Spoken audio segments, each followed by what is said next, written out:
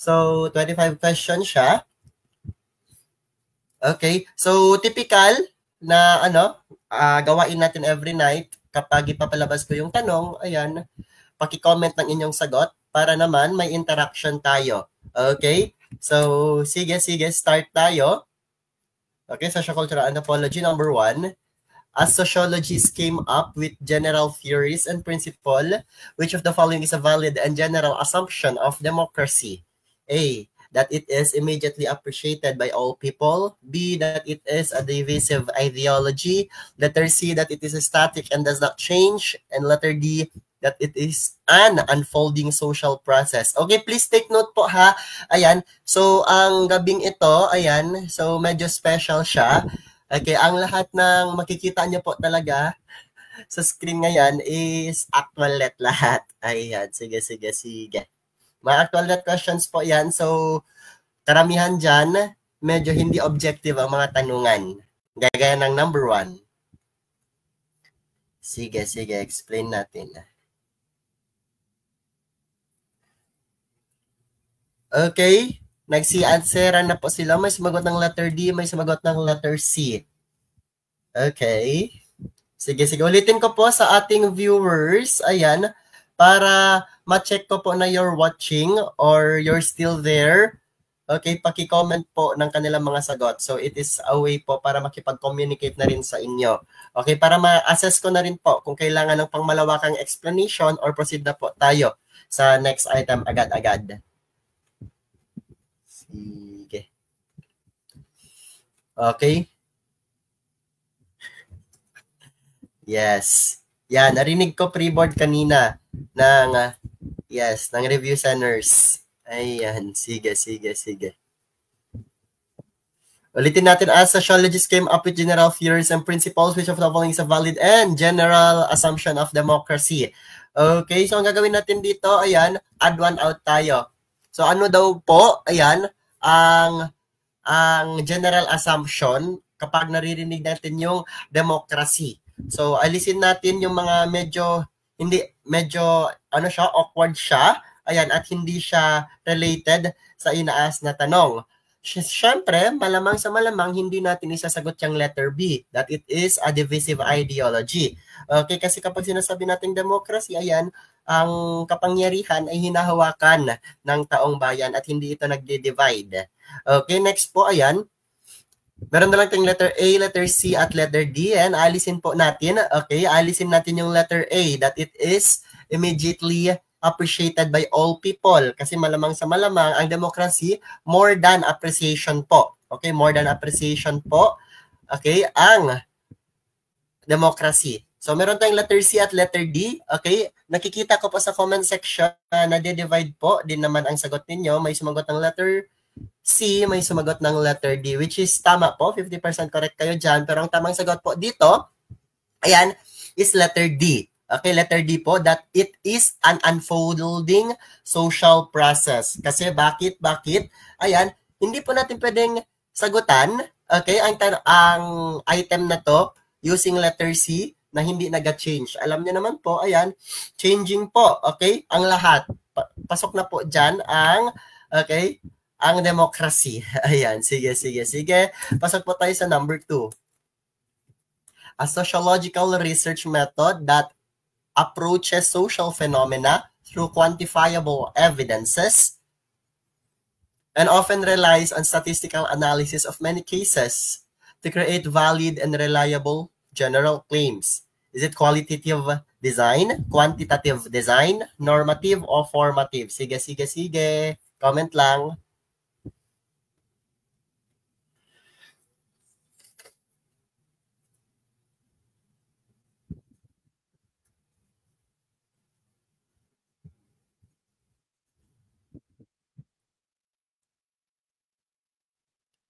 Ayan, may sumasagot na po ng letter B, quantitative. Sige. Okay, quantitative. Yes, sige. Sige, explain po natin to. Ayan, diretso na po tayo, answer na tayo agad para marami tayong mako-cover ngayong gabi. Ayan, wala nang paligoy-ligoy pa. Okay, a sociological research method that approaches social phenomena to quantifiable evidences. So, dyan pa lang po, dito pa lang po sa quantifiable evidences po, ayan, parang nakikita na po natin kung ano yung sagot natin, anong dapat nating isasagot dito. Kasi kapag sinabi nating research, okay, na gumagamit daw ng quantity, okay, syempre, kung anong nasa taas, yun na lang isasagot sa, okay, choices. So, ang sagot po natin ay letter B. Okay, quantitative design. Pero dyan lang ba natatapos ang ating rationale? Hindi po. Okay, so ngayon, dito talakay po natin itong qualitative design at quantitative design. Okay? Sa madaling sabi, papasok na lang po tayo sa general term, quantitative research, ayan, at qualitative research. Kapag sinasabi natin qualitative research at quantitative research, magkaiba po yan silang dalawa. Kasi kapag quantitative research, okay, pakicheck na lang po ng root word ng quantitative, quantity. Okay, quantity, measurable po yan siya. Kapag sinasabi natin measurable, okay, kino-compute. Okay, may numbers, quantity, quantitative design, okay, may numbers. Pero kapag qualitative design po or qualitative research, ito po yung tumutukoy sa research, ayan, na hindi siya nangangailangan ng matematika. Walang data na aayusin at ano siya, malayong-malayo po siya. Okay? Malayong-malayo siya sa tinatanong dito sa number 2. Kaya malamang sa malamang, next time kapag may makita tayong tanong, ayan, na ang ina-ask type of research na may numbers, ayan, quantitative research po agad. Pero kapag walang numbers, focus siya sa words, focus siya sa interview, ayan, at pag-decode ng mga ng mga sinasabi ng tao, qualitative research yan. Ayan, number 3 tayo. From where did the famous Cariñosa folk dance originate? Ayan, sige. So, mga itong tanungan na ganito, okay, kailangan ito po yung mga tanungan na kailangan hindi po talaga tayo nagkakamali. Okay, kailangan hindi tayo nagkakamali. Okay, kasi sabi nila, ito daw yung mga bonus na binibigay ni board exam. Ito daw yung mga bonus na binibigay ni board exam na kung nagkamali ka pa sa bonus nila, what more na lang. Okay? Kung tatama ka sa mga ginawa nila na medyo mahirap, medyo tricky. Okay? So kapag ganito yung tanong, dapat masasagot nyo agad. Yan, very good yung mga nasa comment section. Ayan, nakikita ko na ang sagot nila is medyo okay. Ayan, kapag sinasabi po nating Leyte po, ayan, ang traditional dance po, okay, na makikita natin sa Leyte ay tinikling. Okay? Leyte, tinikling. Okay? Para hindi nyo na makalimutan, bakit ka na late? Hoy, bakit ka na late? Sabi ni ate, ayan, naipit ang aking paa sa tinikling. Ayan, na-late si ate kasi nga naipit ang kanyang paa sa tinikling. So, late, tinikling. So, meron tayong Surigao. Okay, so itong Surigao, ayan, okay, para matandaan niya, ayan, para matandaan yung lahat, Surigao ang itik-itik. Okay? Marunong na palang sumigaw ang mga itik. So, etong dito sa Surigao, makikita po natin ang traditional folk dance na kilala bilang, ayan, itik-itik. Ulitin ko, Leyte, tinikling. Okay? Surigao, itik-itik. So, meron na lang tayong Bohol, ayan, at Panay Island. So, karamihan po ay sumasagot, ayan, ng Panay Island, which is very good po. Okay? Very good po. Ayan, very good. Yes.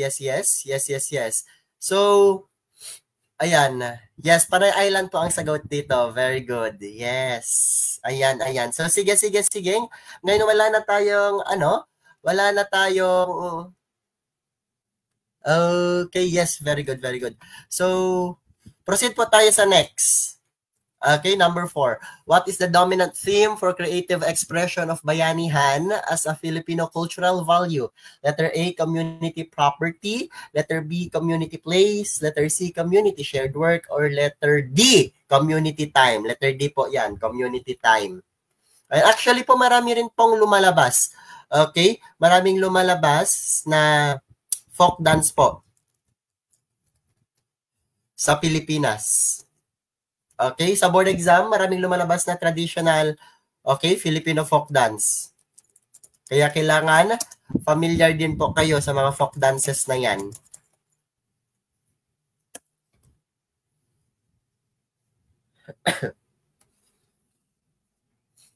Okay?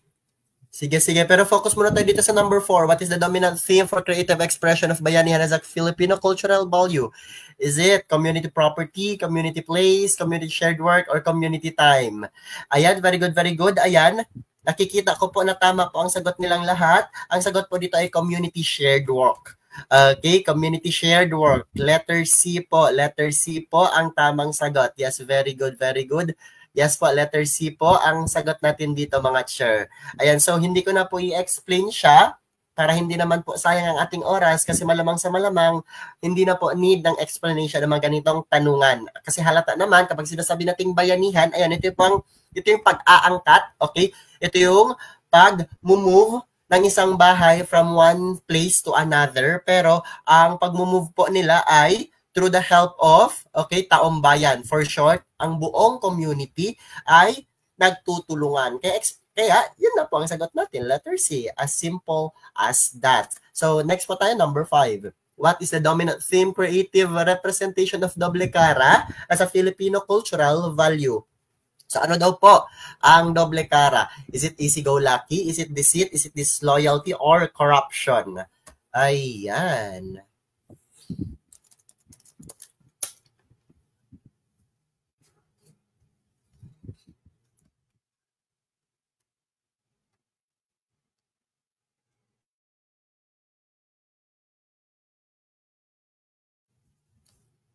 Sige, sige, sige. Ayan. Yes po. Okay, may nagtatanong dito ano-ano na yung mga na-meet kong okay, dances na lumabas na sa board exam. Okay, I'm not so sure naman na marami ang lumalabas. Pero so far, okay, nakita ko na po si Singkil. Ayan, nakita ko na po si Cariñosa, si Pandango sa Ilaw, si Tinikling. Ayan, nasa choices nakita ko na rin po si Maglalatik, si Subli, si Kuratsa, si Pantomina. Syempre, lumalabas si Itik-Itik. Ayan. Ano pa ba? Yes. So far yun. So far yun. At marami pang iba. Ayan, huwag kayong mag-alala. Okay, sa mga nakasama na sa ating final coaching, ibibigay ko po yan lahat. Okay, ibibigay ko po ang lahat ng mga possible na mga dances na lalabas sa actual let. Ayan, so relax lang ma'am. Nakita ko naman andun ang pangalan mo. Okay, sa GC. Sige. So dito muna tayo mag-focus. Number 5, what is the dominant theme, creative representation or doble cara as a Filipino cultural value? Okay, may sumagot po ng letter B, may letter C. Ayan, sige. Andito lang po sa letter B at letter C tayo na hahati. So meron tayong letter A at letter D na hindi natin dapat gawing sagot. Okay, kasi kapag sinasabi nating doble cara, ayan, typical po yan na sinasabi ng mga tao sa mga taong, okay, medyo plastic. Okay? So, etong si corruption, malayo naman sa term na doble cara. Kaya hindi natin masasagot itong si letter D. Easy-go-lucky naman, hindi naman yan ang ibig sabihin ng doble cara. Okay? So, meron tayong letter B at letter C. Okay? Tanggap ko po kapag letter C or letter B ang sagot ninyo kasi parehong tama po yan siya. Pero, para mas malapit po tayo sa actual meaning ng doble cara po, ang ibig sabihin po niyan is letter B, deceit po. Okay, deceit. Kasi when we say deceit, this refers to the action or practice of deceiving someone by concealing or misinterpreting the truth. Okay, for short, nang loloko ka.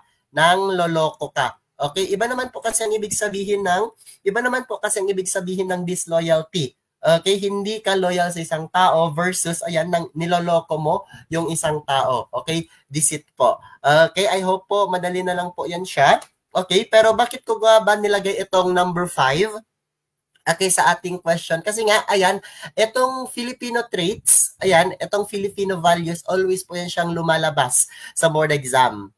Okay? So, be it hospitality, ningas kogon, colonial mentality, xenocentrism, okay? Lahat po yan, lumalabas po yan siya. Yes, it may be so easy, ayan, to answer at para sa akin, bonus na rin po yun siya. Okay, siguro mamaya i-check natin kung ano-ano yung mga lumalabas sa board exam. Okay, tatalakayin natin yan. Yes. Ayan. Pero ngayon muna, papasok muna tayo sa number 6. Instead of the carefree, bahala na attitude, which of the following can be a better alternative to our guess for success in life? Is it obedience to authority?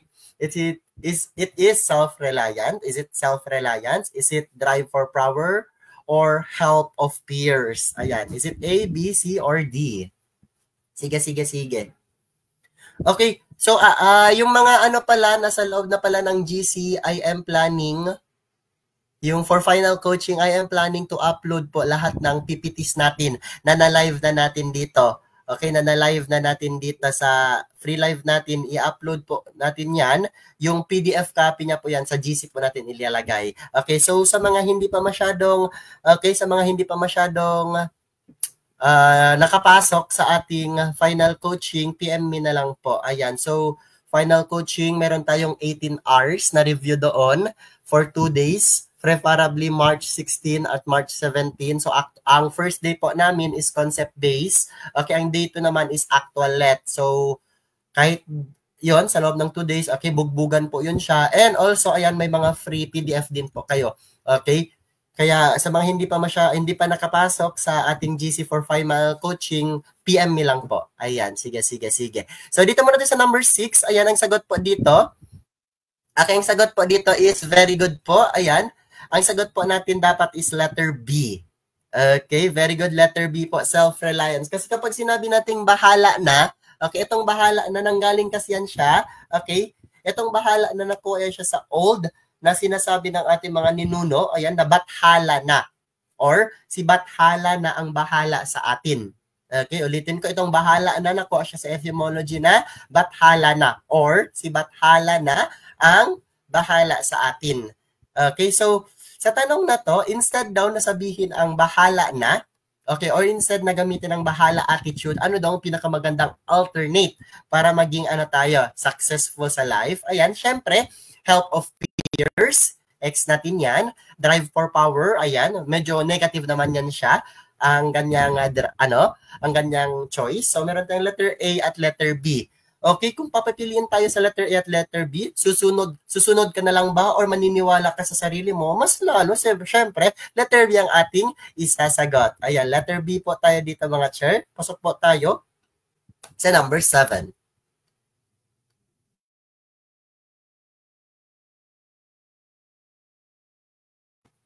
Okay, number 7, who is considered the head in a patriarchal society? Is it mother, community elder, grandparents, or father? Sige.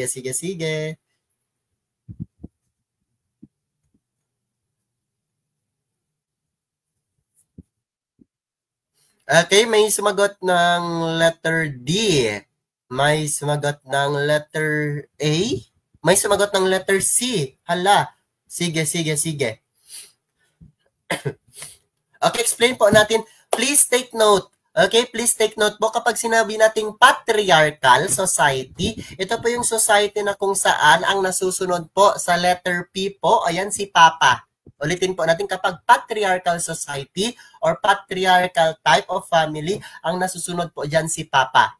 Pero kapag matriarchal, okay, matriarchal, ang sumusunod dyan, ang nasusunod dyan si Mama. Matriarchal, Mama, patriarchal, Papa. Pero what if naman, paano naman, okay, ano naman ang tawag sa society na kung saan pantay-pantay silang lahat?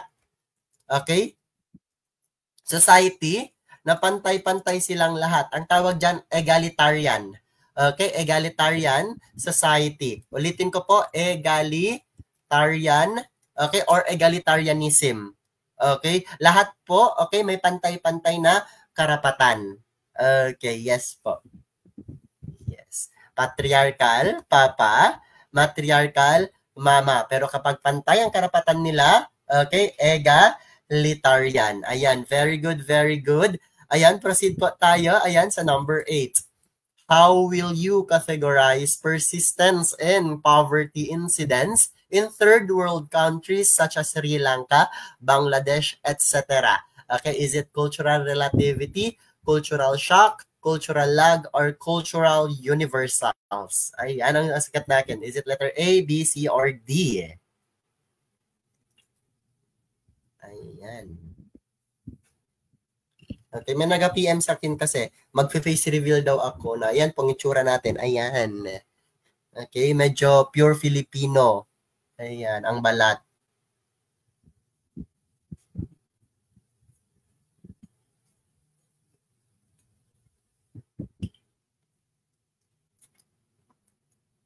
Ayan, may sumasagot na po. Letter B, may sumagot ng letter C. Okay?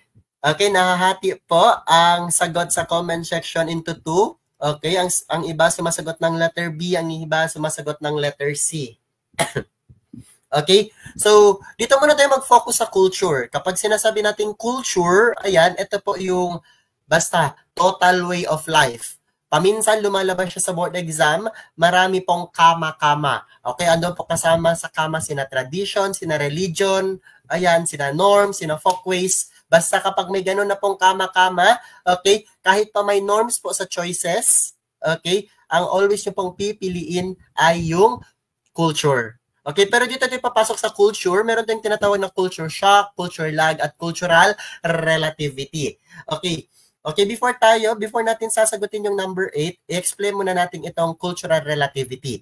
Itong cultural relativity, yung nasa letter A, okay, when we say cultural relativity, okay, this refers to the attitude na, okay, you should judge someone's culture based on how they see it, not based on how your culture perceives it. Sa madaling sabi, ayan, kailangan mong obserbahan, okay, or dapat mong obserbahan, i-judge or i-criticize ang isang kultura, okay, based sa kung paano niya nakikita ang kultura niya at hindi based sa paano mo nakikita, okay, ito based sa kung paano mo siya nakikita on your culture. Sa madaling sabi, example, ako, Muslim ako. Okay? Kapag may makikita akong Christian, kailangan kong i-understand, okay, ang kultura niya, hindi based sa kung paano ko siya, okay, nakikita sa Muslim, pero kailangan ko siyang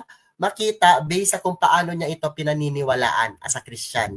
Okay, ganun pang ibig sabihin ng cultural relativity. Nagets po ba siya? Ayan, sige. So, dito muna tayo focus po sa letters B, C, at D. Yung letter D po, X na po yan agad. Cultural, universal, ayan. Medyo malayo din naman tayo dyan. Kaya hindi po natin yan gagawing sagot. So, dito tayo sa culture shock at culture lag. So, how will you categorize? Okay, ang sagot po dyan, mga chair, ayan, culture lag. Okay, culture lag po. Kasi kapag sinasabi natin culture shock, ito yung parang pupunta kasi isang place, tapos bigla kang masya-shock. Okay? Sa way of living nila kasi hindi yun yung kinalakihan mo. Ang tawag dyan, culture shock. Example, paglapag mo pa lang ng Amerika, ang nadatnan mo sa airport, 10 tao naghahalikan agad.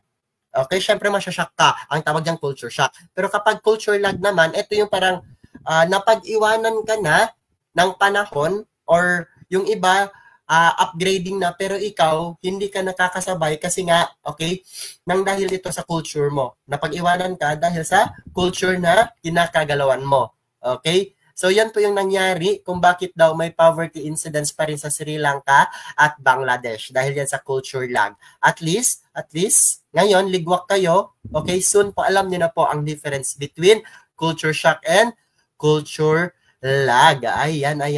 Very good. Ayan. Magbigay daw po ng senyales kung nagets na po ang difference between culture lag and culture shock. Ayan. Paki-react na lang po. Ayan. Or paki-heart na lang at tayo magpro-proceed na. Okay, sa next number. Sige. Wait lang. Kunin ko muna ang charger ko. Ayan. Pakisagot na lang muna ng pakisagot ng number 9. Sige.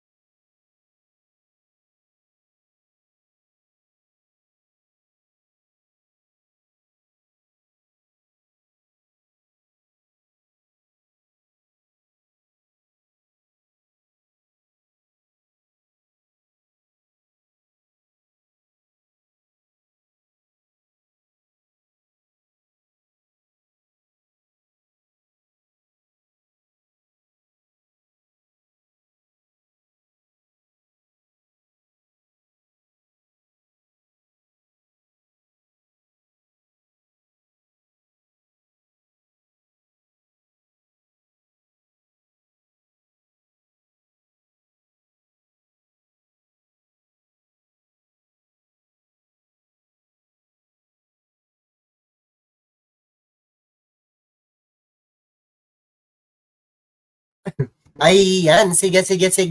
Okay, answer na natin to. Who is the founding father of the science of sociology? Okay, is it Harriet Martineau, Herbert Spencer, Saint Simon, or Auguste Comte? Okay, nakikita ko po, ayan, may sumagot ng letter A, may sumagot ng letter B, at may sumagot ng letter D. Pero ano nga ba? Okay, ang sagot po. Okay, before tayo mag-proceed po sa tamang sagot, ayan, explain po muna natin kung sino-sino yung mga nasa choices na yan. Start tayo kay Harriet, okay, Martineau. Okay, so malamang sa malamang, dahil siya yung una nating in-explain, hindi na siya ang sagot. Hindi na po letter A ang magiging sagot natin. Kasi itong si Harriet Martineau po, ayan, okay, ang contribution niya po sa sociology, ayan, okay, is about po talaga sa ano. Okay? Am I audible? Naririnig ako? Okay. So, itong si Harriet Martineau po, ayan, nakafocus po yan siya, ayan, sa social institution. Pero ang dapat niyo pong tandaan, itong si Harriet Martineau po, ayan, siya po yung first woman sociologist. Ulitin ko po, kapag first woman sociologist, ayan si Harriet Martineau, unang babaeng sociologist. Okay? Unang babaeng sociologist, Harriet Martineau. Okay. So, sino naman yang si Herbert Spencer? Okay? Yang si Herbert Spencer, ang tandaan nyo po, okay? Siya po, ayan, siya po, galing po sa kanya ang concept na survival of the fittest. Ulitin natin, kapag sinabi nating Herbert Spencer, sa kanya po yung concept na survival of the fittest. At sa kanya nyo rin po maririnig, ayan, ang social Darwinism. Ulitin ko, social Darwinism, survival of the fittest. Ayan, kanina yan? Yes, very good po. Kay Charles Darwin. Okay? So, meron na lang tayong letter C at letter D. Okay, letter C at letter D. Saint Simon at Auguste Comte. Okay? Ang sagot po natin ay letter D. Okay, ang sagot natin ay letter D, Auguste Comte. Very good sa mga nakatama po. Okay, sa mga hindi naman tama ang sagot nila, ayan, better luck next time. Pero at least ngayon, alam nyo na po. Okay? Kasi ang point natin sa number na to, ang point natin dito sa number 9 ay hindi po talaga yung question itself. Pero, kailangan nating makilala yung apat na yan. Kasi ang apat na yan, lumalabas yan sila sa board exam. Kapag sinasabi nating, okay, Claude Saint Simon, ayan, okay, may naitulong din po yan siya, okay, sa sociology. Siya po ang nag-coined ng word na industrialization. Okay, kapag sinabi natin industrialization, galing po yan kay Saint Simon.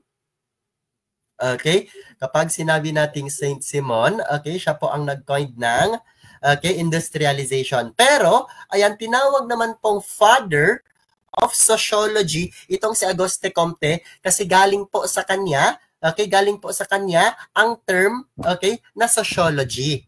Kasi siya yung nag-coined ng word, okay, na sociology. Okay? So, yun po yung ibig sabihin ng lahat. Okay?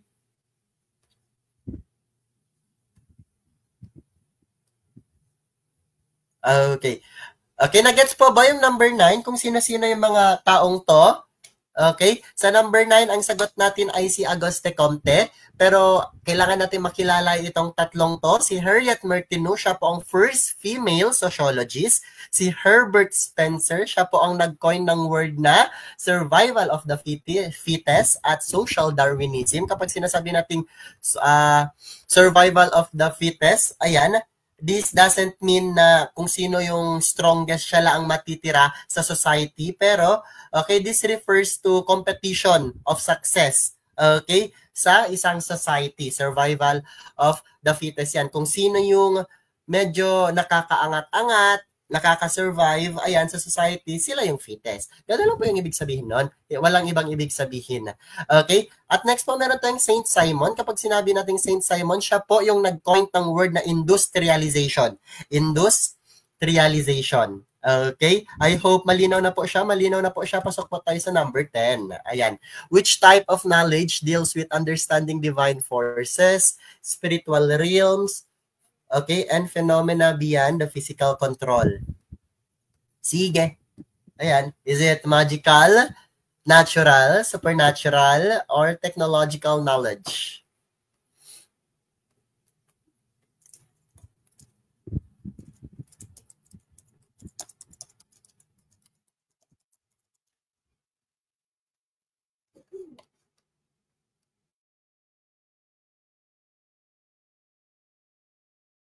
Ayan. Maraming salamat, Ma'am Ikashin. Ayan. Okay, pinadali na ni Ma'am Ikashin ang ating buhay. Sinulat niya talaga ang sinabi ko. Okay, kapag sinabi nating Martineau, first woman sociologist. Kapag sinabi nating Spencer, survival of the fittest, very good. Ayan, kapag Saint Simon, industrialization, siya ang nag-coin ng word na industrialization. At last one, father of sociology, kasi siya ang ang nag-coin ng sociology. Ayan, Auguste Comte. Very good, Ma'am Ikashin. Ayan, appreciated. Sige. Dito tayo mag-focus sa number 10.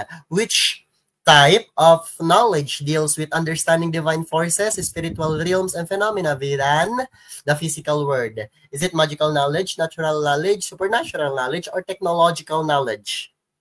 Okay, nakikita ko, ayan, may sumagot na po ng letter C. Ayan. Okay, majority po ng sagot, ayan, sa comment section is letter C. Okay, very good po. Ayan, ang sagot po natin dito is letter C. Okay, yes po, letter C po ang sagot natin dito. Okay, etong apat po, ayan, etong magical, natural, supernatural, technological, always po yan siyang lumalabas sa board exam, particularly sa atin sa major ship.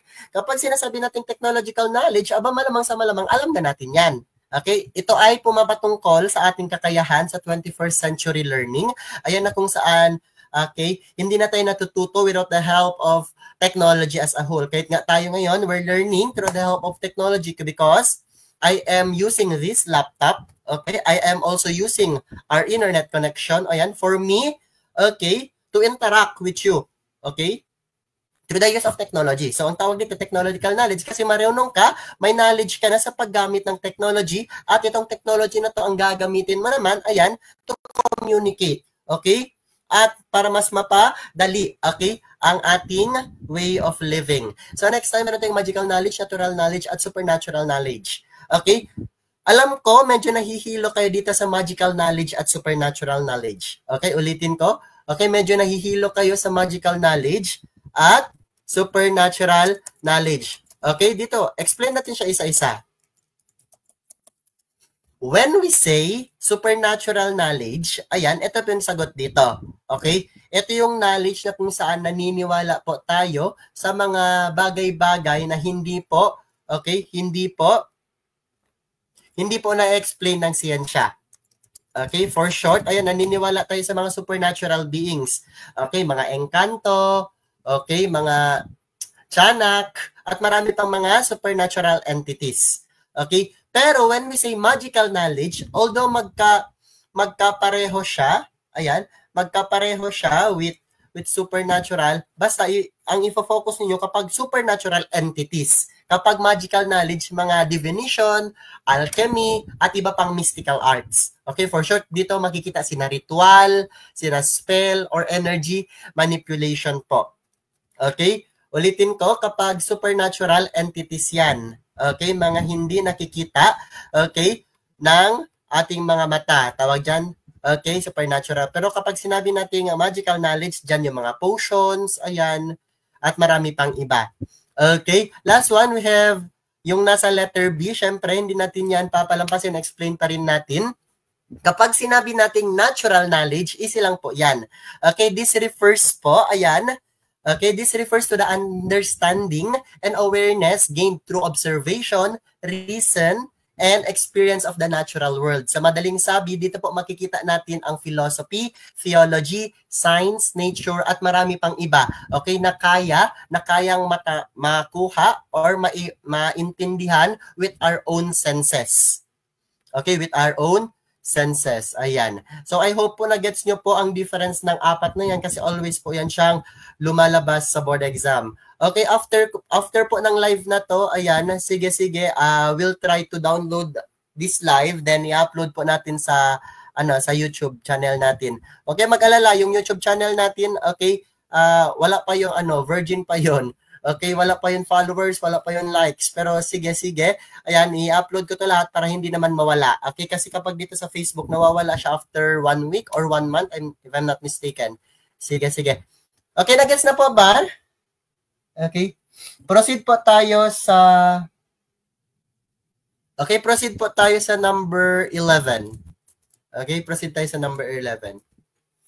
What Filipino value refers to a person's sense of honor, propriety, and ethical responsibility, guiding them to act with integrity and avoid shameful behavior? Is it hiya, pakikisama, delikadesa, at or bayanihan? A, B, C, or D? Sige.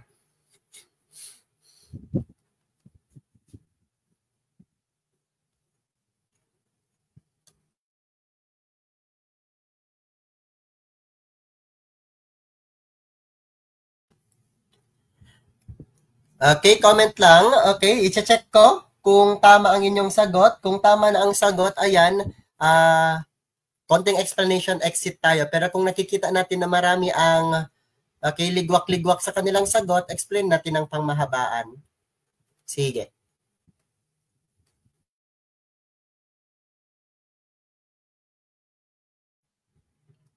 Ulitin ko ang tanong po, what Filipino value refers to a person's sense of honor, propriety, and ethical responsibility, guiding them to act with integrity and avoid shameful behavior? So malamang sa malamang, parang kapag itatagalog natin ang inaas dito, sa tanong na to, ito daw po ay tumutukoy sa kakayahan ng isang tao na kung saan alam niya kung ano yung gagawin niya, okay, alam niya yung tamang gagawin kapag may problemang or mga unexpected na mga problema nang nangyayari, okay, suddenly.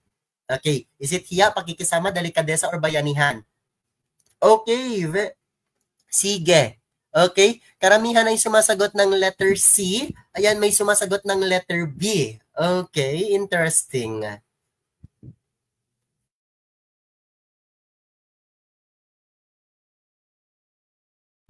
Okay, sige, sige, sige. Okay, explain po natin. Malamang sa malamang, hindi natin gagawing sagot itong si letter D or bayanihan.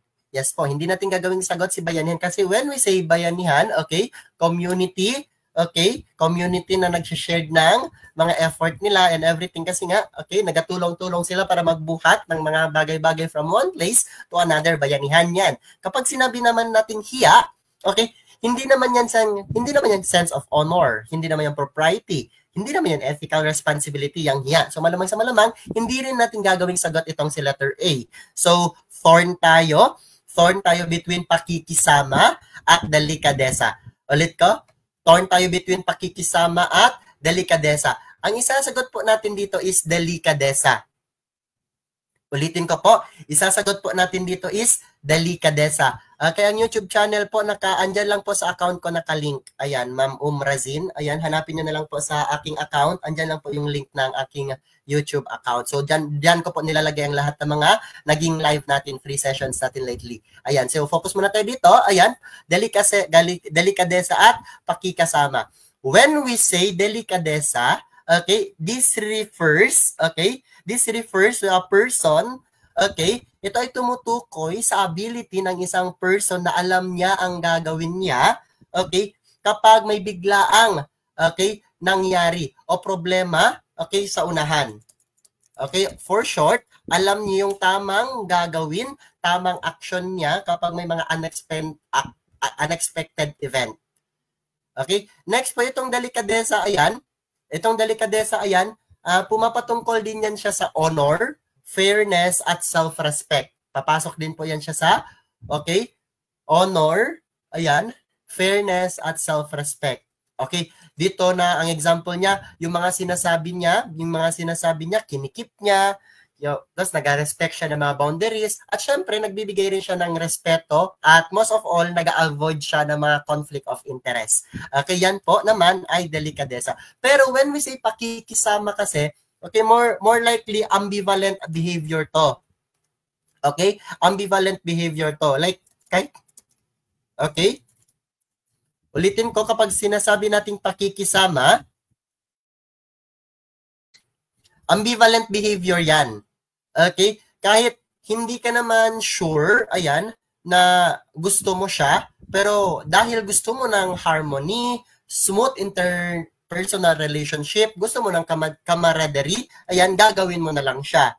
Okay, kahit labag sa kalooban mo, tawag dyan pakikisama. Okay, mahilig dito si Pilipino. Ayan, mahilig dito si Pilipino kasi mahilig tayo sa social conformity. Kapag sinabi natin conformity, ayan, kahit ayaw natin, gagawin natin siya for conformism para makapasok tayo sa isang circle na yan. Okay, I hope na gets niyo po yan siya. Ayan. So, aside from those, okay, Filipino traits, okay, or Filipino behaviors, we still have many traits po. Ayan. At karamihan sa kanila ay lumalabas po sa word exam. Example niyan, hospitality, okay, lumalabas din po ang joyfulness, okay, overprotectiveness, family-centeredness. Yes po, lumalabas po yan silang lahat sa board exam. Ayan, don't worry sa mga nasa ating final coaching na group chat, I will send the PDF po na kung saan andyan po ang lahat ng mga listahan. Ayan ng mga traits po ng Pilipino na lumalabas sa board exam. Para madali naman po yung ating buhay-buhay. Sige. Sa mga hindi pa nakapasok sa ating final coaching na GC, ayan, PM me lang po para mapasama rin naman at may bigay din naman sa inyo ang mga blessings. Ayan, sige. Ayan, focus po tayo dito muna at proceed tayo sa number 12. In teaching David Durkheim's classification of suicide, what example can we give for altruistic suicide wherein a person sends a moral obligation to place the group's welfare above his own survival? Is it victims of war, Japanese harakiri? Is it prisoner unable to bear confinement, or highly depressed person? Okay, sagot-sagot lang. Is it letter A, letter B, letter C, or letter D? Ayan.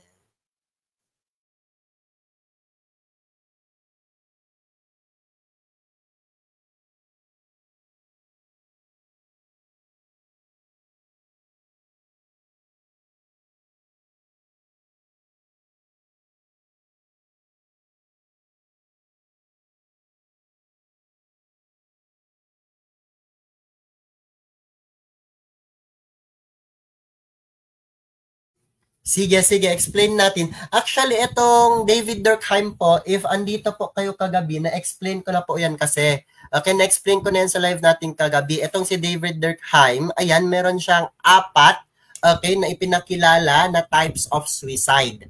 Okay, ulitin ko, itong si David Durkheim, meron siyang 4 na ipinakilala na types of suicide. At ayan, since na-explain na natin siya, itong 4 po, lumalabas din po siya sa board exam. Okay, lahat ng yan, may question na yan for okay, sa board exam na always nang lumalabas. So, meron tayong altruistic suicide, okay, meron tayong anomic suicide, meron tayong egoistic suicide, ayan, at meron tayong fatalistic suicide. Okay? Kapag sinasabi nating suicide kasi, dalawa lang yan siya. Okay, dalawa lang po yung sinasabi ni David Durkheim. May dalawa tayong factors na nakaka-apekto kung bakit nagsi-suicide yung tao. Number 1, ayan, sobrang mahal niya ito, okay, nang dahil sa pagmamahal, at number 2, nang dahil sa batas. Kapag nasobrahan daw sa pagmamahal, okay, it's either mahal mo yung kultura mo, mahal mo ang pamilya mo, mahal mo, okay, yung religion mo, ayan, darating po sa point na handa kang ibuwis ang iyong buhay para lang, okay, maprotektahan mo yung minamahal mo. Ang tawag dyan, ayan, altruistic suicide.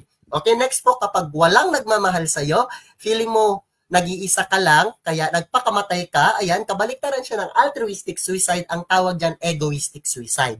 So, tapos na tayo sa pagmamahal, papasok tayo ngayon sa mga batas-batas, papasok tayo dito sa mga regulation.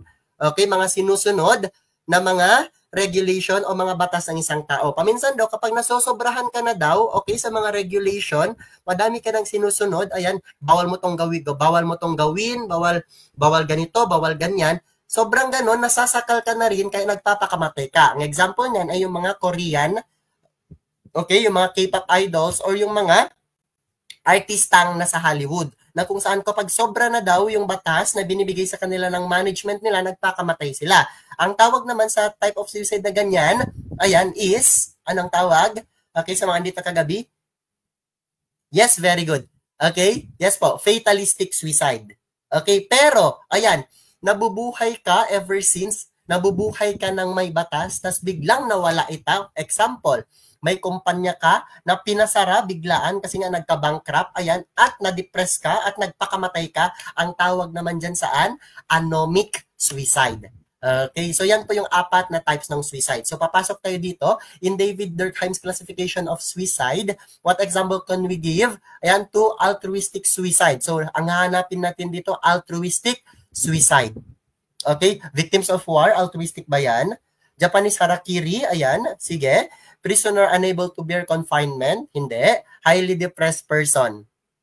Okay? Based sa mga example na binibigay ko kanina, based sa mga sinabi ko, ayan, syempre, malamang sa malabang, ang isasagot natin is letter B, Japanese harakiri. So, sino ba itong mga harakiri? Ito mga Japanese harakiri, ayan, magbibigay na lang ng example, may kalaban sila. Okay? Naga-sword fight sila, at hindi na po nila kaya yung kalaban nila. At feeling nila matatalo na sila sa kalaban. So, instead, okay, itong mga Japanese, ito yung mga culture nila, instead na hayaan na lang nila, hayaan nilang, ipakita na natatalo sila, mas maganda daw po, mas okay po sa religion nila na sila na lang ang magpapakamatay, sila na lang ang papatay sa sarili nila, kaysa ang patayin sila ng ibang, okay, ng kalaban nila. Okay, ganun po yung kultura ng Japanese. Okay, ng mga samurai.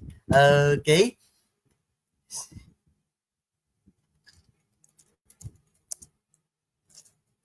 Ayan. Nagets po ba?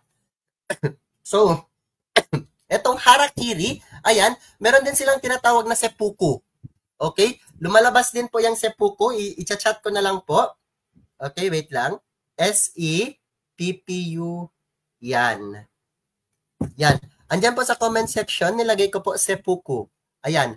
When we say seppuku, ayan, ito po yung pagpapatay po. Okay, ito pong tawag, okay, another term for harakiri. Okay, kapag Japanese seppuku or Japanese harakiri, pareho lang po yan. Ito yung, okay, pag lalagay ng sword sa kanilang katawan or sa kanilang belly para mamatay. Okay? Kasi naniniwala sila na mas mabuti na sila na lang papatay sa sarili nila kaysa patayin sila ng ibang, okay, tao na kaaway nila. Okay, next tayo, number 13. How can we distinguish modern era from contemporary era? Sige.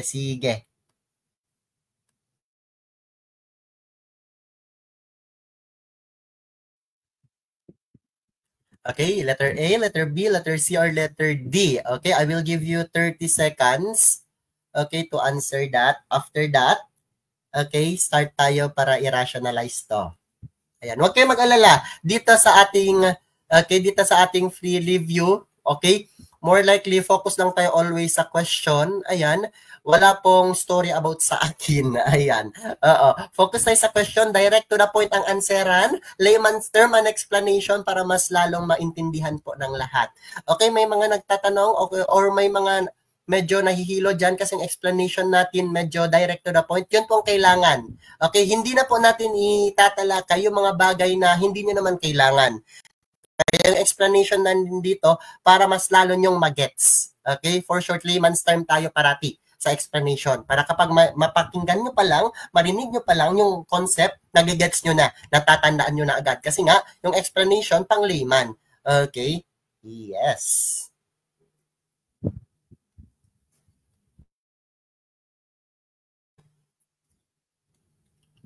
Ayan. Sige. How can we distinguish modern era from a contemporary era? Okay, may sumagot ng letter A, may sumagot ng letter B, ayan, yung iba naman letter C. Okay, walang sumasagot ng letter D. Sige. So, ganito lang po, para hindi kayo mahilo. Yes, medyo nahihilo siguro kayo kapag modern era, may technology. Kapag contemporary era, hindi siya more on technology. Ayan, well, ayusin na po natin ang ating isipan. Okay, ang sagot po dito ay letter B. Okay, mga chair, ang sagot po dito ay letter B. Very good po sa mga sumasagot ng letter B. Okay, very good sa mga sumasagot ng letter B. Okay, kapag sinasabi kasi nating modern era, okay, natapos na. Okay, natapos na po ang modern era. Okay, ang tawag po sa era natin ngayon, contemporary era. Okay, kaya nga, okay, kaya may bago tayong subject, okay, sa college at maging sa Gen Ed nakikita natin to. Okay, sa Gen Ed nakikita natin ang the contemporary world. Kaya may subject tayo na contemporary world. Ayan, ito ay tumatalakay sa kalagayan, okay, ng era natin. Okay, on the present times and in the future. Kaya meron tayong the contemporary world. Itong modern era natapos na. So, more likely, kapag makikita natin ang pangalan natin, okay, sa mga books, okay, in the near future, 2200, ayan, 2200, 2250, okay, in the near future, ang tawag sa era natin na 2000, 2010, 2020, contemporary era. Okay? So, gano'n lang po, easy. Okay? Hindi na natin ito ipahaba. Proceed to test number 14. Ulitin ko, modern era natapos na, contemporary era ngayon. Okay? Next po tayo, number 14. Sige.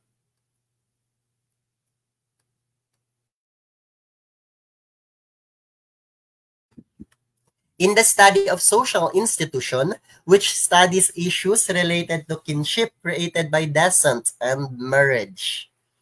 Ayan, ang easy naman. Kapag ito lalabas sa batch ninyo, nako, ayan, bonus pack to. Mas bonus pa to sa bonus.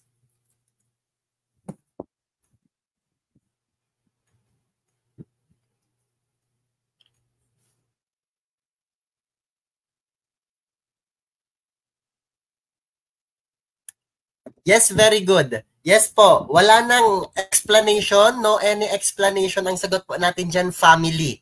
Okay, andyan na pa yung descent. Okay, line ng generation. Andyan na ang marriage. Okay, family po ang sagot dyan.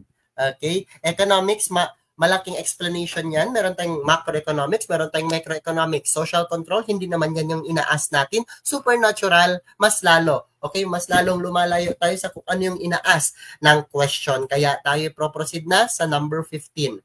Okay? From Max Weber's idea about status culture, how can the established, okay, odd private schools, ayan, for children of well-to-do families be characterized?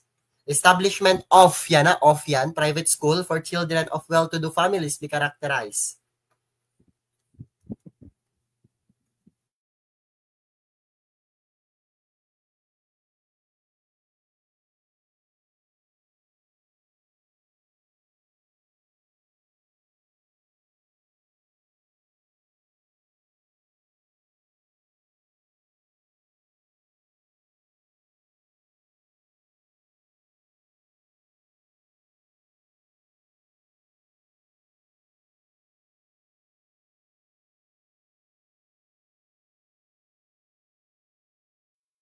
Sige.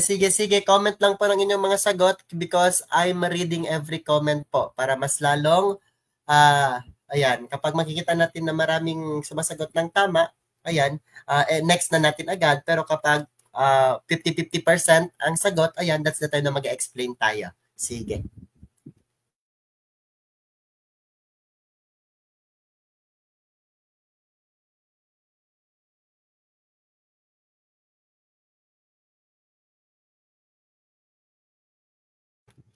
Ayan, as far as I can see here, ayan, may sumasagot ng letter B, may sumasagot ng letter C. Okay, may sumasagot ng letter B, may sumasagot ng letter C. Okay, religion, education, elitist education. Okay, walang sumasagot ng letter A at letter D. Yes, very good po. Okay, very good po. 50% correct na po tayo. Okay, please take note. Ayan, please take note po. When we say status culture, ayan, kapag sinasabi nating status culture, this refers to the social group that distinguish themselves based on lifestyle, education, and social prestige. Okay? So, ang sinasabi dyan, ang paggagawa daw o ang pag-establish ng private school for well-to-do families aligns with status culture.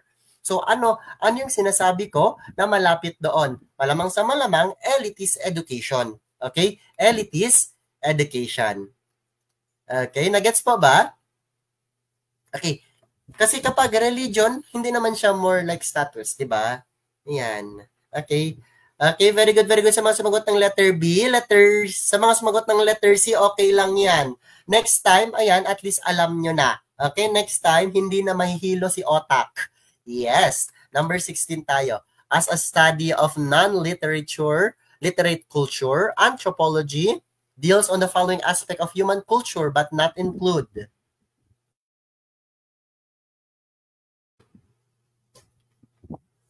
Okay, ano daw dyan ang hindi sakop ng anthropology?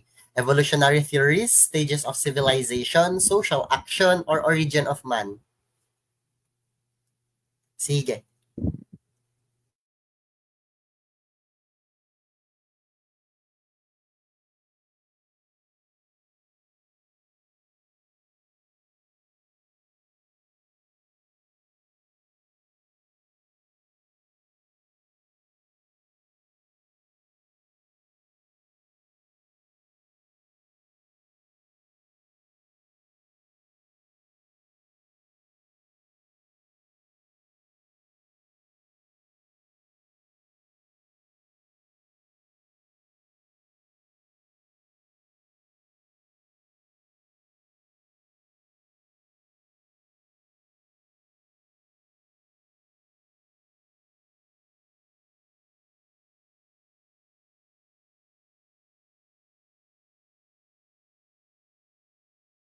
Ayan. So nakikita ko na po ang sagot nilang lahat. Very good, very good. Ayan, sige.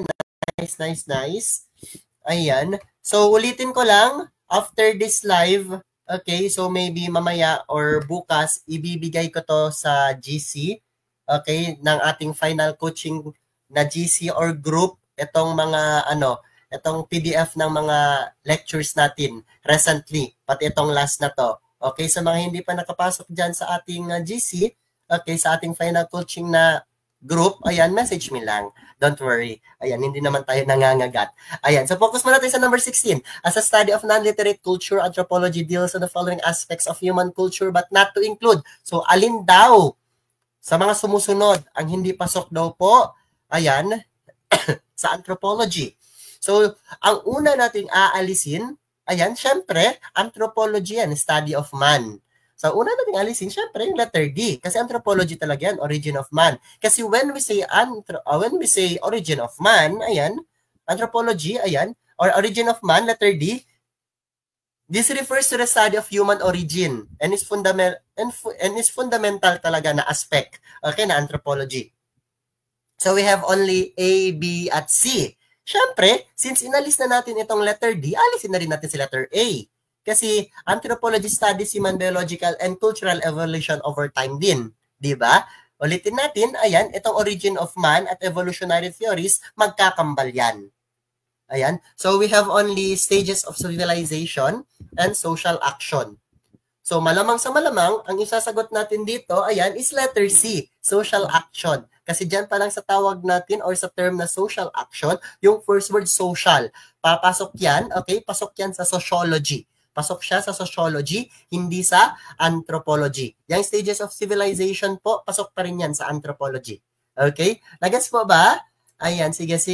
Pag-heart po ng ating live, ayan, if nagets na po at tayo magpro-proceed na sa number 17. Ayan, kapag hindi na kayo nahihilo. Sige. Ayan, nag-heart na sila. Proceed tayo sa number 17.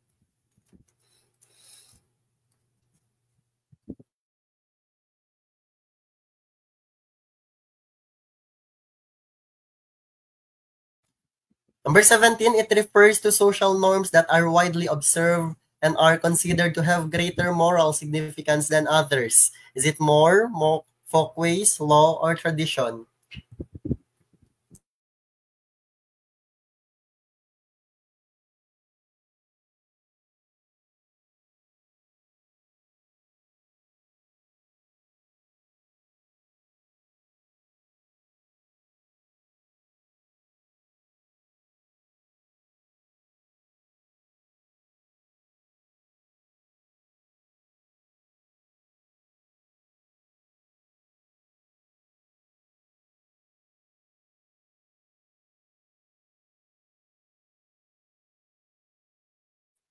Sige, comment lang. Ayan, I am reading every comments here.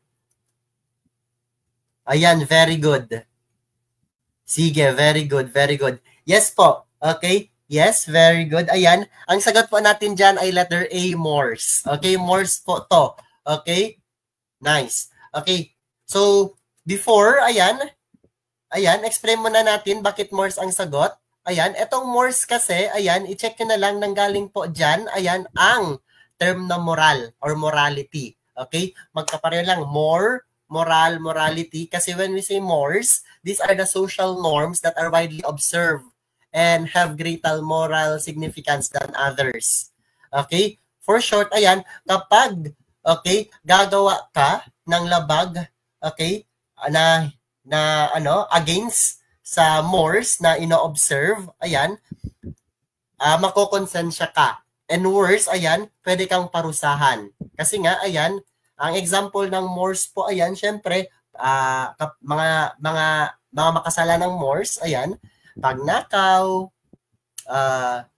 pangangabit, pagpatay, ayan, papasok po yan sa Morse. So when we say naman, okay, yung mga nasa choices na iba, folkways, law, at tradition, itong folkways kasi, ito yung tumutukoy sa informal norms, okay, or yung mga non-moral, okay, non-moral standards sa lipunan. Okay, example, table manners, greetings, ayan, papasok po yan dito, yung parang attitude mo habang kumakain, folkways po kasi yan. So, meron tayong laws and tradition. Ayan, malamang sa malamang, alam nyo yung meaning ng tradition. Kasi when we say tradition, this refers to the customs or beliefs passed down through generations. Okay? Yan po ang ibig sabihin ng, ng tradition. And last one, ayan, yung laws naman, medyo kambal yan siya ni Morse sa society or sa community. Kasi when we say laws, this pertains to the formally written rules enforced by the government. Ulitin ko, kapag sinabi nating law, batas, ayan, ito ay mga rules, ayan, na ginawa ng gobyerno o yung mga nasa taas, ayan, na formal siyang ibinigay. Okay, o ibinaba sa taong bayan. So next po, we have number 18. Ayan, I hope na-gets nyo po yung explanation natin. Sige. Okay? Hanggang 25 po tayo ngayon. Okay? Hanggang 25 tayo ngayon. 25 items. So more likely, we still have 8 items. And after that, see you po sa February 25. So sa February 25 po, ang ating topic ay law and governance. So more likely, mga batas-batas naman tayo papasok. Ayan, at sa mga government po, governance. Okay, sa February 25 at February 27. Ayan, sige. Okay, dito focus. In culture, which of the following is not an example of norms? Is it etiquette, superstition, facial expression, or speech? Okay. Alin daw po ang hindi, okay, kasama or hindi papasok sa norm?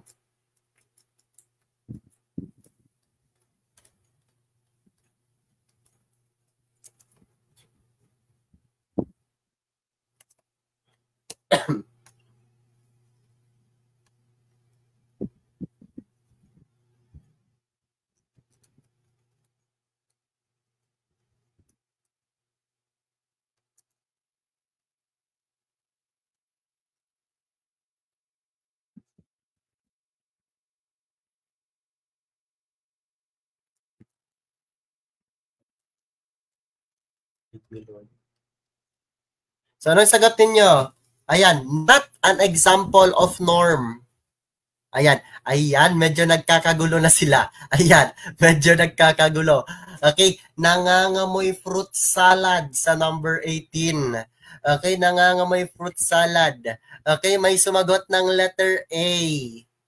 May sumagot ng letter B. May sumagot ng letter C. Ayan. At maraming sumasagot ng letter D. Ayan. Fruit salad na fruit salad. Ayan. Sige. Okay, basahin natin. In culture, which of the following is not an example of norms? Actually po. Okay, ito na lang sasabihin ko sa inyo para naman medyo maging ganado kayo. Actually po, ayan, Okay, isa po to sa mga question na kung saan pati yung mga lecturer iba-iba rin ang sagot. Yes.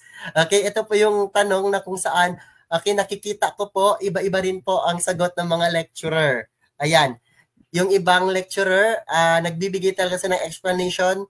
Ayan, sabi nila ang sagot daw, letter B. Sabi nila letter C daw. Sabi nila letter D daw. Ayan. Pero, ayan, kung ako yung tatanungin, okay, kung ako ang tatanungin po, ang isasagot ko dyan, letter B.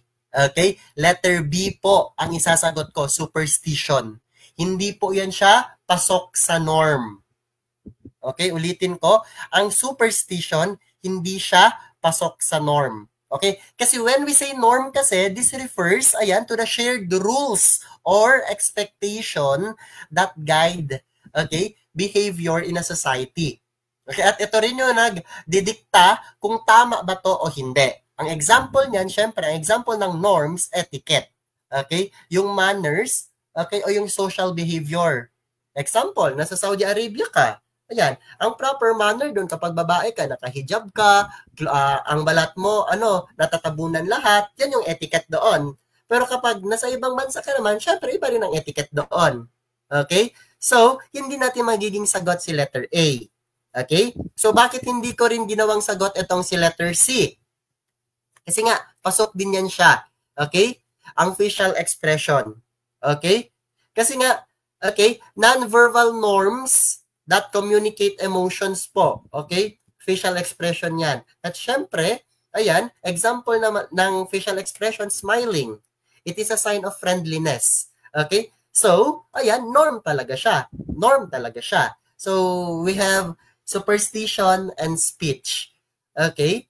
Etong speech kasi, excuse me, okay? Etong speech kasi, nag-dictate din siya kung paano nag-communicate ang tao. So, kasama dito yung tono, yung formality, and appropriate words. Okay? Nagagamitin in different contexts. Okay? So, norm pa rin yan. Okay? Malamang, may mga bagay na ginagawa sila, ayan, or sinasabi sila na sila yung nakakaintindi kasi norms nila yon. At malamang sa malamang, ang superstition hindi yan pasok sa norms mo. Papasok po itong superstition sa beliefs. Okay? Paniniwala yan. Paniniwala po. Okay? At hindi siya norm talaga. Okay, nagets po ba? Ayan, I hope nagets niya po siya kahit mahirap siyang i-explain. May mga bagay talaga na mahirap i-explain pero I believe naman I did my best para i-explain naman siya. Okay? Sige tayo mag-proceed na sa number 19. Okay, what is the most famous Philippine folk dance appealed to many countries overseas, especially in the United States? Ayan, itong tanong na to lumabas siya 2022. Okay, noong 2022 kasi more than 5 daw yung question, okay, about dances. Oo, more than 5. Kaya kung ako sa inyo, ayan, hanapin niyo yung mga traditional folk dance sa Pilipinas. Ayan, malay ninyo, mare-repeat ang 2020 ang examination ninyo. Parang pang 2022, more likely dances lahat. O, di ba? At least, sinabihan ko na kayo. Dapat maging prepare kayo. Okay, number 19, itik-itik, karinyo sa bayan, tinikling, or pandango sa ilaw. Okay, what is the most famous folk dance appealed to many countries overseas, especially in United States? Ayan, may sumagot ng letter C. Ayan, majority ng sumagot is letter C. Ayan, may sumagot ng letter A. Okay, itik-itik. Ayan. Okay, diretsahan na tayo. Ang sagot po dyan ay tinikling. Okay? Ang sagot po dyan ay tinikling. Okay, itong tinikling, paki-comment nga saan po yun siya na-originate. Okay, very good po. Ayan, Leyte. Okay, Leyte po. Nanggaling po sa Leyte ang tinikling. Ayan, ang itik-itik Surigao. Ayan, very good. Ang Carino sa saan naman po? Panay. So last one, itong pandango sa ilaw po, lumabas din yan sa board exam. Saan daw siya nag-originate? Okay? Para sa mga hindi nakakaalam dyan, ayan, itong pandango sa ilaw po, ayan, ito po ay katutubong sayaw. Ayan, na parang nagadance sila na may hinahawakan silang kandila. may kandila dito sa ulo, may kandila din silang hinahawakan sa kamay, tapos dance-dance sila, nanggaling ito sa Mindoro. Okay, makikita po ang pandango sa ilaw, ayan, sa Mindoro. Okay, ulitin natin, Itik-Itik, Surigao, Carinyosa, Panay, Tinikling, okay, Leyte, pandango sa ilaw, Mindoro. Ayan. I hope na-gets niyo po siya. Ayan. Huwag kayong mag-alala. Okay, sa final coaching, ibibigay ko po. Ayan. More than 10 po. Ayan. Sabihin na natin at most 20 na katutubong sayo po. Ibibigay ko po yan sa inyo lahat. Ayan. Para prepared na prepared kayo sa board exam. Yes. So, mga hindi pa, ayan, pasok sa ating final coaching PM lang. Para, okay, makuha nyo rin yung blessings. Ayan. Sige. Proceed tayo sa number 20. On social mores, the following are regarded as taboo, especially by Christian communities, which protected, cherish values but not to include. Okay, sa madaling sabi, ano daw, okay, saan daw sa choices na yan ang hindi taboo? Yun lang po ang sinasabi ng choices.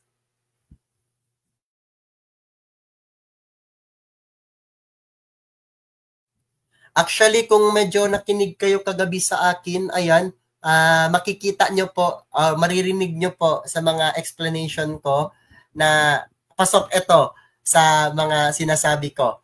Sabi ko kagabi, may actual talaga question na nagatok alin sa mga following ang hindi taboo. Ayan. Kung narinig nyo kagabi, at least alam nyo ang sagot ngayon.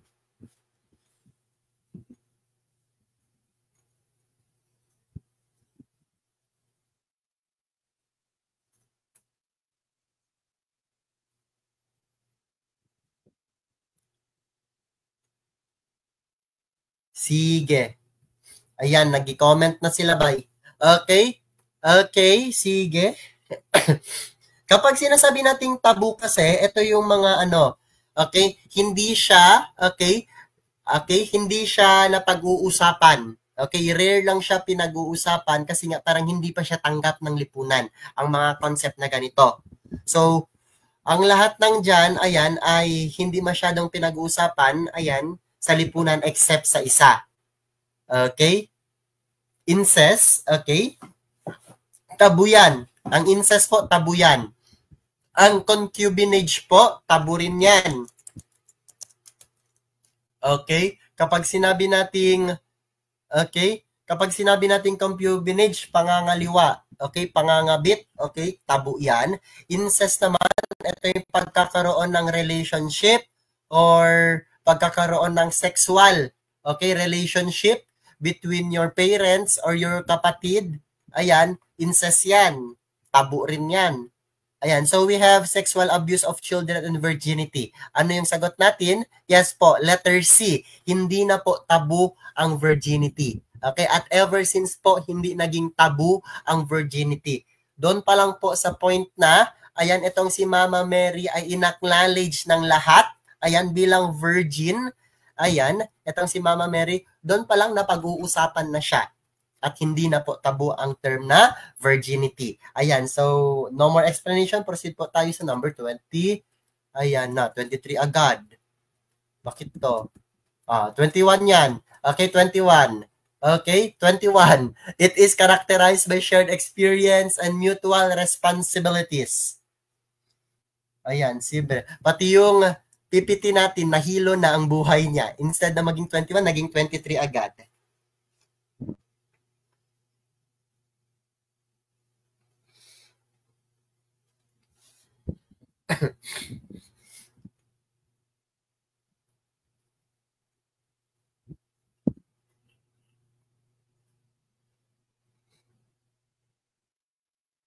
Ayan.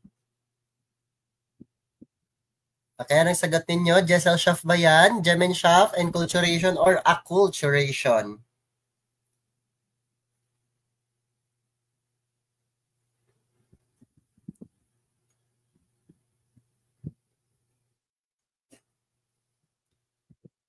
Ayan. So, etong si Ferdinand Tunis, ulitin ko po ang pangalan niya, Ferdinand Tunis, T-O-O-N-I-E-S.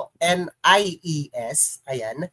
Etong si Ferdinand Tunis po, ayan, may dalawang term po siya, ayan, na ibinigay po sa atin. Okay? Etong si Jermaine Schaff at si Jessel Schaff. Kapag sinasabi nating Jermaine Schaff, ito ay pumapatungkol, ayan, sa community. Okay, na kung saan ang isang tao ay kilala niya daw ang nasa paligid niya at nakakapag-interact siya dito. Okay, nang dahil sa kagustuhan niya. Okay, etong Jessel Schaff naman ay kabaliktaran ni Jessel Schaff. Kapag si Jermaine Schaff ay community, etong si Jessel Schaff society. Okay, society. So malamang sa malamang, etong sa Jessel Schaff, ayan, hindi niya kilala ang lahat. Hindi niya kilala ang lahat. At nakikihalubilo na lang siya, ayan, dito, kasi nga may common goal sila. Ang example ng Jessel Schaff ay yung mga taong nagtratrabaho sa opisina. Okay? Nagiging friend niya yung iba, hindi dahil gusto niya makipagkaibigan dito, okay? Pero, kailangan niyang kaibiganin ito kasi nga pareho silang nagtratrabaho. Ayan, sa office na yan. Okay? Hindi siya galing sa puso. Hindi katulad ng Jermaine Schaff, kilala niya lang lahat. For short, Jermaine Schaff, ayan, buhay probinsya, best friend mo ang lahat. Okay, Jermaine Schaff, si Gemma, nakatira sa probinsya, buhay probinsya, kilala niya ang lahat. Jessel Schaff, si Jessa, nakatira sa city, hindi niya kilala lahat. Ayan, yung mga kakilala niyang iba, kinilala niya lang kasi kailangan niya for work. Nagets po ba? Okay, nagets po ba? I hope nagets niyo yun yung explanation natin between Jermaine Schaff and Jessel Schaff. Kapag nagets po, bigay po ng heart. Ayan, para naman, ayan, magkaroon tayo ng ano. Okay, para magets ko naman kung nagets ninyo. Okay, ang sagot dito sa number 23, shared experiences, mutual responsibility, letter B po tayo, Jermaine Schaff. Ayan, sige, naguguluhan ako sa dalawa. Okay lang po maguluhan, basta next time, alam na po natin ang difference Jermaine Schaff at Jessel Schaff. Ayan, huwag kayo mag-alala. Easy lang yon. Jermaine Schaff, Gemma, nakatira sa probinsya. Best friend ang lahat. Jessel Schaff, si Jessa, nakatira sa city. Hindi niya kilala lahat kasi maraming tao sa city, pero yung mga kilala niya, okay, nagiging kaibigan niya lang kasi nga kailangan niya para sa trabaho niya. Ayan. Ayan. I hope po na-gets niyo po. Ayan. Papasok na po tayo sa number 22. Ayan. Nahilos sila. 23 tapos 22. 21 yun yung kanina. 22 to. Okay? Since economics relates to other sciences, to what it refers to on matters of right or moral behavior in business or trends. Is it ethics, sociology, history, or law? Ayan.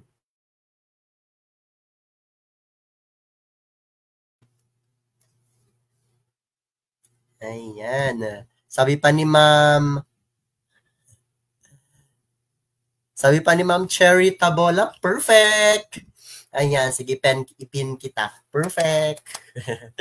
Ayan. Okay, mag-alala. Yung mga mahihirap na concept dito, ayan, explain natin in a very, very easy matter. In a very, very easy explanation para mas lang magets ninyo. Ayan.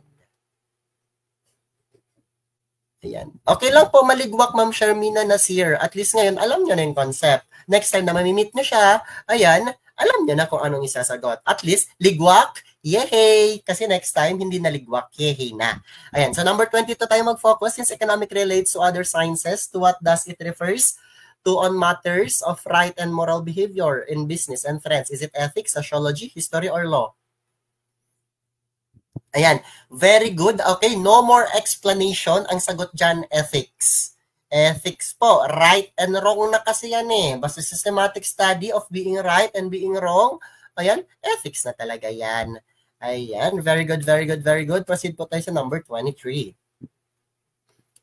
Okay, last 3 questions po. Ayan, at matatapos na ang ating live.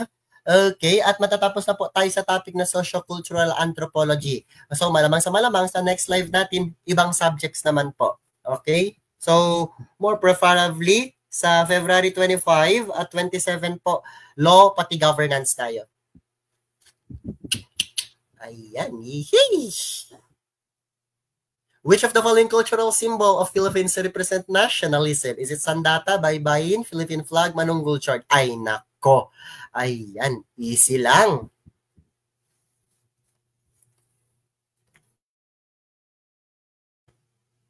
Wag nang mag-overthink. Okay, wag nang mag-overthink sa sagot. Ang sagot po is letter C, Philippine flag. Okay, letter C po ang isasagot natin. Okay, medyo mahangin ang electric fan. Ayan, kaya ganun tayo ng ganyan. Ayan. Ang sagot po, letter C, Philippine flag. Ayan. Last two. Ayan.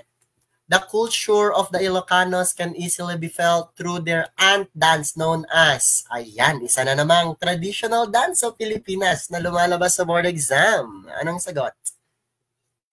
Is it balitaw, dandansoy, mahinhin, or kinotan? Ayan. Sige.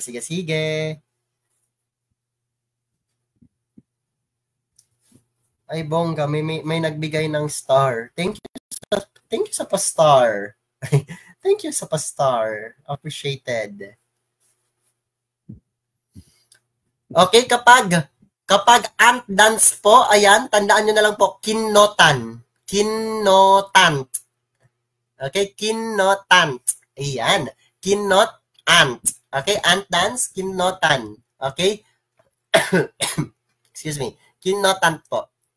Okay? Kinotant. Iyan. Next po tayo, last number tonight.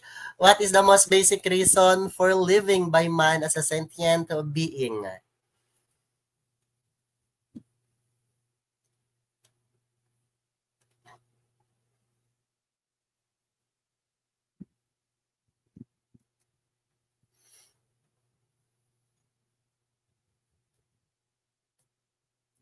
Kaya anong sagot nyo dyan?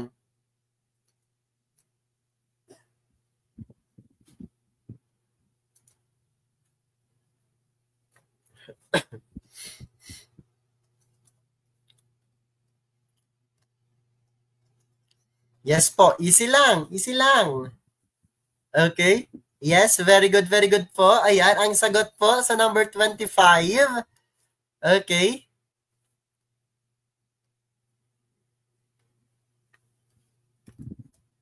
Sige.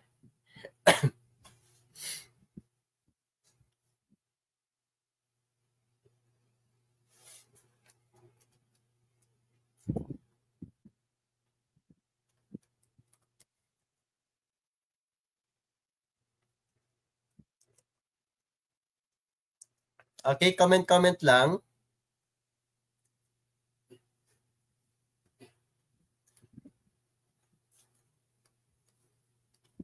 Ano bang ibig sabihin ng ano? Ano bang ibig sabihin ng sentient? Kapag sinasabi nating sentient, ito yung ability to experience feelings and sensation. From the word sense, sentient. Okay? Nakakaramdam. Ang tao kasi, sentient being. Nakakaramdam tayo. So, ano daw po yung basic reason ng tao kung bakit nakakaramdam tayo? Siyempre, hindi natin, okay, aalisin natin itong si letter A. Ayan, psychological. Ayan. Okay? Material satisfaction. Sure kayo dyan? Sure na kayo dyan? A at B. Ayan, X na po. So, we have letter C at letter D. Ayan, ang sagot po natin dyan, letter C, mga chair. Letter C po, spiritual meaning. Ayan, so we're done. Ayan, very good. Ayan, maraming salamat po sa pagtutok natin dito sa live natin sa ating free live session. Ayan, sige. So, dito lang tayo muna. Ayan, so andyan na po yung schedule natin, February 25 po. Ayan, politics and governance naman po tayo. So, see you po sa 25. Ayan. So, sa mga gustong humabol po sa ating final coaching na private po, ayan, private final coaching natin session, which is 2 days po siya diretsyo, 16 hours na direct mentoring. Ayan, PM mo lang po. Okay? Para po, ayan, makasama na po tayo sa GC4 final coaching. Ayan, maraming salamat at safe. Okay, matulog na po tayong lahat kasi 11 p.m. na. Ayan, so sa February 25, it's either 8 o'clock or 9 o'clock. Pero ayan, isasend ko lang po agad sa GC if ever mag-live. So, siguro mga 9 p.m. onwards or 8 p.m. onwards. Basta check na lang. Ayan, sige. Bye-bye!